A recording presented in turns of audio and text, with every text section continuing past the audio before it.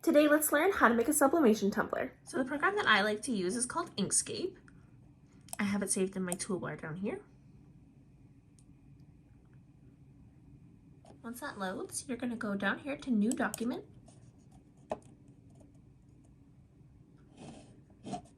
And you're going to go up here to File, and then Open. And this will automatically open up the last file that you were in. So depending on what you want to make, you're going to go ahead and you're going to find the file that you'd like to print off. I'm going to be making this one today. This file comes from Bailey Design Co.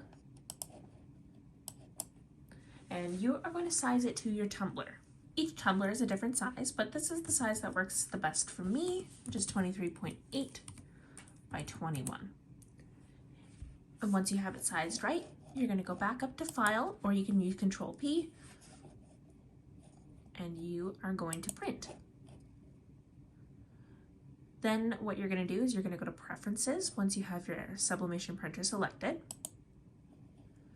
And now you'll see that I have three choices here. I have Sublimation, Sublimation 15%, and Epson Vivid Sub. I tend to jump back and forth between Sublimation and Epson Vivid Sub. So today we are going to use Epson Vivid Sub. And once you've got everything ready, I do like to keep Print Preview on just to make sure it's going to print correctly. Press OK and print. Once your Print Preview has popped up, as long as everything looks good, you're going to go up here and press Print. And now you'll wait while your printer prints out your file. Once you take your print off the printer, it'll look something like this, and you'll notice it has this white border going all around it. You'll need to trim that off, as otherwise it can leave blank spots in your images, as Sublimation does not print any white ink, and any white that is actually on the tumbler is the tumbler color showing through.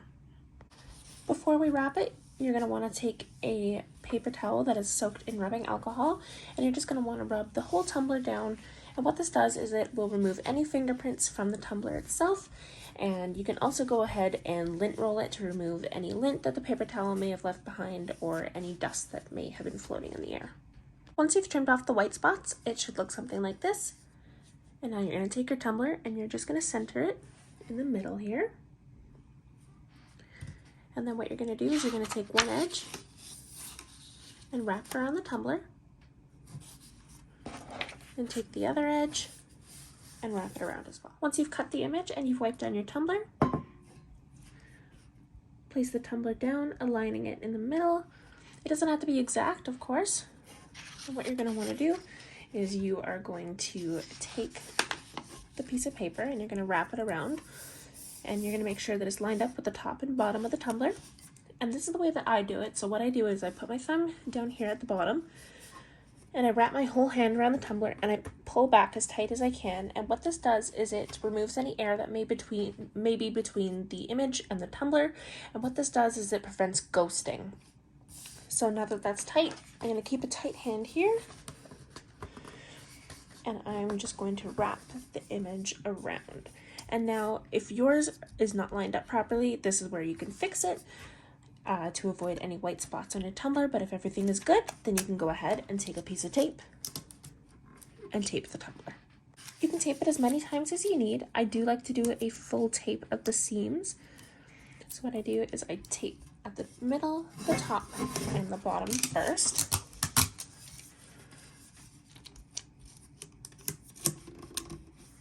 And if there's any overhang, you can always just wrap it over. And the tape doesn't have to be crazy tight, as I do use a tumbler press. But if you are using something like a convection oven, or if you are using an air fryer, then you will want to do some extra steps. And there are a lot of great YouTube videos about wrapping cups for use in the oven.